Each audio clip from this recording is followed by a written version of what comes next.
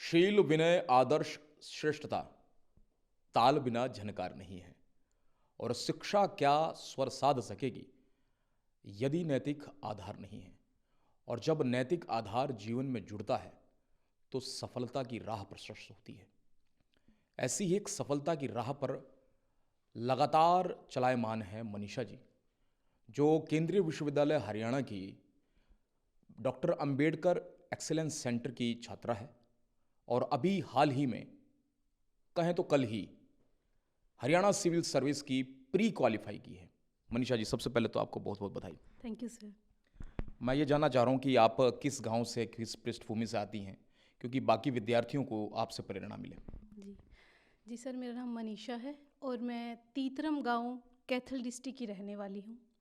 और मैं एक ही बिल्कुल आप कह सकते हैं कि लोअर मिडिल क्लास फैमिली से आती हूँ। जी।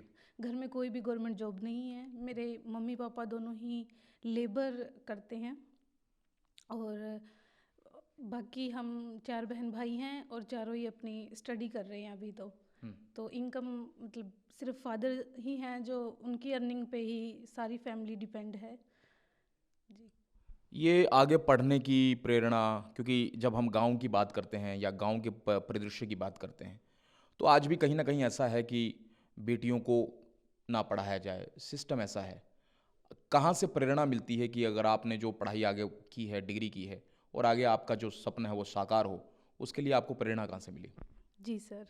सर जिस जैसा कि आपने बताया कि ग्रामीण क्षेत्र का जो माहौल है वहाँ पर लड़कियों की शिक्षा को हमेशा सेकेंडरी माना जाता है कि इनकी शिक्षा पे क्यों खर्च किया जाए। और ऐसे ही माहौल से मैं उठ के आई हूँ, ऐसे ही परिवार से, ऐसे ही समाज से, जिसमें बहुत सारी समस्याएं मुझे आई। मेरे माता पिता को भी बहुत विरोध का सामना झेलना पड़ा कि जैसा कि मैंने मास्टर्स दिल्ली से किया है, अब हरियाणा के गांव से दिल्ली तक का सफ़र आसान तो नहीं रहा होगा कि दिल्ली में जाके तो ये हो जाता है, वो हो जाता है, ऐसी ऐसी भ्रम लोगों के बीच आम है। हाँ, शहर का एक भ्रम जी होता है, वो शहर का जी भ्रम तब टूटता है जब उसके ज़्यादा नज़दीक जाएंगे तो पता बिल्कुल लगेगा। बिल्कुल बिल्कुल सर। और मैं भी उससे वाकिफ़ नहीं थी। अ, तो सबसे बड़ा चैलेंजेस था कि दिल्ली जाऊं तो कैसा माहौल होगा। मेरे माता पिता को ये कहा गया कि ये सेफ़ नहीं है आपकी बेटी के लिए, लड़की बिगड़ जाएगी। अक्सर ये तो बहुत आम बात है, लेकिन उन्होंने फिर भी साहस जताया और उन्होंने मेरे पे विश्वास दिखाया। तो वो विश्वास सबसे उनका विश्वास ही मेरी सबसे बड़ी इंस्पिरेशन थी। और मैं अपना आदर्श डॉक्टर B.R. अम्बेडकर को मानती हूँ। जैसा कि उन्होंने बिल्कुल संघर्ष करते हुए शिक्षा के क्षेत्र में और भारत के समाज को एक नई ऊंचाइयों तक पहुँचाया। जी, वो हमेशा मेरे आदर्श रहे हैं। तो वही चीज़ें रही। और दूसरी बात जो रही कि मेरे मम्मी पापा को कभी स्कूल जाने का मौका नहीं मिला, तो उनको शिक्षा की क्या कदर है ये बचपन से ही हमें समझाई उन्होंने कि इसको कभी भी लाइटली नहीं लेना है। जो मौका आपको मिल रहा है स्कूल कॉलेज जाने का, वो उन्हें कभी नहीं मिला। तो इन्हीं चीज़ों को लेके सर कि अगर मैं ग्रेजुएशन कर रही हूँ तो मुझे बहुत अच्छे से करना है, मास्टर्स कर रही हूँ तो विद एक्सीलेंस मुझे करना है। तो ऐसा ही वही टारगेट, वही इंस्पिरेशन, वही विचार मैंने अपनी UPSC जर्नी में भी रखा है कि चाहे जो हो जाए मुझे अपना 100% देना है। तो यही मेरी इंस्पिरेशन रही है सर अच्छा, अभी ये तक। ये बताइए, जब आपने कब ज्वाइन किया केंद्रीय विश्वविद्यालय हरियाणा का डॉक्टर भीमराव अंबेडकर सेंटर, और उसके बाद में उसकी प्रगति किस रूप से हुई आपके जीवन में? आपने क्या क्या कुछ किया वहाँ पर, क्या क्या समझाया गया, क्या बताया गया? जी, हालांकि मैंने UPSC और HCS की प्रिपरेशन अपने मास्टर्स के बाद ही शुरू कर दी थी, लेकिन मेरे पास कोचिंग लेने का आर्थिक रूप से हम उतने मजबूत नहीं थे कि दिल्ली में किसी कोचिंग सेंटर को ज्वाइन कर पाए। तो मैंने अपना सेल्फ स्टडी से ही शुरुआत की, जितना मैं YouTube की हेल्प से। तो एक जर्नी पहले से शुरू हो चुकी थी। उसके बाद मुझे doctor Ambedkar centre of excellence के बारे में पता चला। मुझे 2022 में ही इसके बारे में पता चल गया था, लेकिन तब तक हमारे हरियाणा के सेंटर की डेट जा चुकी थी, तो मैं अप्लाई नहीं कर पाई। तो मैंने तभी से डिसाइड कर लिया था कि नेक्स्ट ईयर मैं यहाँ अप्लाई करूँगी। और 1 साल सेल्फ स्टडी से ही मैंने प्रिपेयर किया। और यहाँ पे जो CUH में मैंने नवंबर 2023 में ज्वाइन किया। यहाँ आने के बाद हमारी modern history Mahendra Pal Punia sir, और science and technology Aman sir, and economics Jitendra sir हमें पढ़ाते हैं। और साथ में कुछ समय के लिए हमारी सीसेट की क्लासें भी हुई। और हमारे जो कोऑर्डिनेटर हैं मिस्टर अंतरेश कुमार, उनका एक मोरल सपोर्ट हमेशा रहा है सर मेरे साथ पिछले 3-4 महीने से। आई थिंक उसी की बदौलत है कि मैं ये अचीव कर पाई।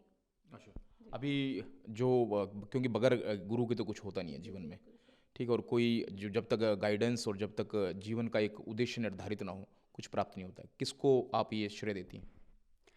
जी, सबसे ज़्यादा श्रेय तो मैं अपने माता पिता को ही देना चाहूँगी, क्योंकि उनका एक लंबा संघर्ष है इसके पीछे।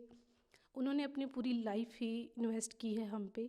उसके बाद अगर श्रेय जाता है तो मेरे स्कूल टीचर्स को, जिनका साथ अभी तक मेरे साथ बना हुआ है। मुझे स्कूल पास किए बहुत टाइम हो गया, लेकिन अभी भी उनकी कॉल आती है एग्ज़ाम से पहले कि आप अच्छा परफॉर्म करें। मेरे कॉलेज टीचर्स का, और ऑफ कोर्स एट प्रेजेंट इसका श्रेय हमारे डेस्क फैकल्टी और हमारे कोऑर्डिनेटर सर एंड हमारे वाइस चांसलर सर को जाता है सर, कि उन्होंने इतना अच्छा माहौल हमें प्रदान किया जहां रहकर हम अच्छे से तैयारी कर पाए। अच्छा, ये बताइए, देखिए अक्सर जो है ना, हर किसी की इच्छा होती है कि कोई ऐसा काम करेंगे जिसमें समय जो है वो स्वयं के लिए ज़्यादा निकले। लेकिन अगर आप सिविल सर्विस में जाएंगे तो वो देश के लिए बड़ा काम करना पड़ेगा, समाज के लिए बड़ा काम करना पड़ेगा। मेरे ख्याल से 24 घंटे 7 दिन की नौकरी होती है। आपने ये सिविल सर्विस और प्रशासनिक सेवा के बारे में क्यों सोचा? सर, मुझे ऐसा लगता था और कि एक सिविल सर्वेंट के अंदर लीडरशिप क्वालिटी होनी चाहिए, और आपको मल्टी डायमेंशनल थिंकिंग आपकी होनी चाहिए। और अभी तक अगर मेरी आप स्टूडेंट जर्नी को देखेंगे तो मैंने जवाहर नवोदय विद्यालय से स्कूलिंग की है, जहाँ पर स्टूडेंट के जो अ, चारों तरफा जो विकास होता है उस पर फोकस उनका रहता है। तो उसका एक रोल था, और मैंने अपने ग्रेजुएशन में एनसीसी सर्टिफिकेट के साथ कंप्लीट किया। एनएसएस का भी मैं एक्टिव पार्टिसिपेट में रही, और उसके साथ साथ मैंने कुछ सोशल ऑर्गेनाइजेशंस के साथ भी काम किया है अपने एरिया में। तो उन चीज़ों का रोल बहुत रहा सर। मुझे लगा कि मैं एक अच्छी सिविल सर्वेंट बन सकती हूँ, मेरे अंदर वो क्वालिटीज़ हैं, अगर जो नहीं है वो मैं डेवलप कर लूँगी जी समय के साथ। तो और अगर सर मुझे, हर लड़की को ये मौका नहीं मिल पाता है कि आप रिटर्न में सोसाइटी को पे बैक कैसे किया जाए। तो बाबा साहेब का जो आइडिया है पे बैक टू सोसाइटी, तो वो मेरी इंस्पिरेशन है सर। और मुझे ये चांस मिला है कि मैं जेएनवी से लेके एक छोटे से गांव से लेके दिल्ली तक मैं पहुंच पाई, तो उस अपॉर्चुनिटी को मैं कैसे बेहतर तरीके से यूटिलाइज कर सकती हूँ। और मुझे लगा कि सिविल सर्विस सबसे अल्टीमेट गोल मुझे वो लगा। तो कि आपको एक अथॉरिटी मिल जाती है, समाज में जो काम आप करना चाहते हो, जो बदलाव आप देखना चाहते हो, और जो पॉलिसी इम्प्लीमेंटेशन की जो बात है, वो अगर आपके पास अथॉरिटी है तो आप अच्छे से कर पाते हो। प्रशासनिक सेवा में आपके चयन के बाद, ठीक है ना, अभी प्री क्वालिफाई हुआ है, तो हमारी शुभकामनाएं हैं कि आप जो है सभी परीक्षाएं पास करते हुए प्रशासनिक सेवा में आए। तो सबसे पहला काम क्या करेंगे आप अगर आप सेलेक्ट होती हैं तो? जी, थैंक यू सर आपकी शुभकामनाओं के लिए। सर, मेरा जो फोकस एरिया मैं चाहूँगी वो विमेन गर्ल एजुकेशन पे, मेरा फर्स्ट प्रायोरिटी वो है कि मैं गर्ल एजुकेशन पे और महिला सुरक्षा पे काम करूँ जी। किस तरह से आपने अपनी तैयारी की है? अगर जो बडिंग हमारे क्या कहें कि प्रशासनिक सेवा के लिए जो तैयारी कर रहे हैं, उनके लिए आप क्या कहना चाहेंगी? किस तरह से वो अपनी अभ्यास करें, किस तरह से प्रैक्टिस करें, किस तरह से पढ़ें, उनकी तरीका क्या हो सकता है? जी, सबसे पहले तो आपको डिसाइड करना है कि आपको इस फील्ड में जाना है या नहीं। जब आप डिसाइड कर लेते हैं तो आपको विश्वास अपने ऊपर होना चाहिए, क्योंकि एक लंबी जर्नी है और मतलब फुल ऑफ डिफ़िकल्टीज़ है। इमोशनली, फिजिकली, लाइक मेंटली आपको बहुत सारे ऑब्स्टेकल आपको मिलेंगे, तो उसको फेस करने की हिम्मत आप में होनी चाहिए। और जब आप तैयारी शुरू करते हैं तो पहले इसके बारे में सर्च करना बहुत ज़रूरी है। प्रीवियस ईयर जो क्वेश्चन पेपर है लास्ट 10 ईयर्स का, उसको अच्छे से एनालाइज कीजिए कि को पेपर की डिमांड क्या है, क्या आप उसको फुलफ़िल कर पा रहे हो। और फिर ज़रूरत है कि आपको अपने सोर्सेज डिटरमाइन करने के, कि अगर आप हिस्ट्री पढ़ रहे हैं तो हिस्ट्री में आपको कौन सी बुक फॉलो करनी है, क्योंकि आपको मार्केट में अगर आप जाओगे तो बुक्स की भरमार मिलेगी, तो उसमें आपको सिलेक्टिव होना ही पड़ेगा। तो और ये चीज़ें मुझे भी एक लंबे टाइम बाद समझ आई। हम बहुत सारे इंटरव्यूज़ देखते हैं, लेकिन होता क्या है कि हम सुन लेते हैं फिर इग्नोर कर देते हैं। एनालाइज़ बहुत कम लोग कर पाते हैं। मैंने भी बहुत इंटरव्यू देखे और इग्नोर किए हैं। लेकिन मुझे बाद में समझ आया कि हाँ, limited resources is the key of success and multiple revision. तो आपको अपनी अगली जो परीक्षाएं हैं उनके लिए बहुत बहुत शुभकामनाएं। Thank you sir.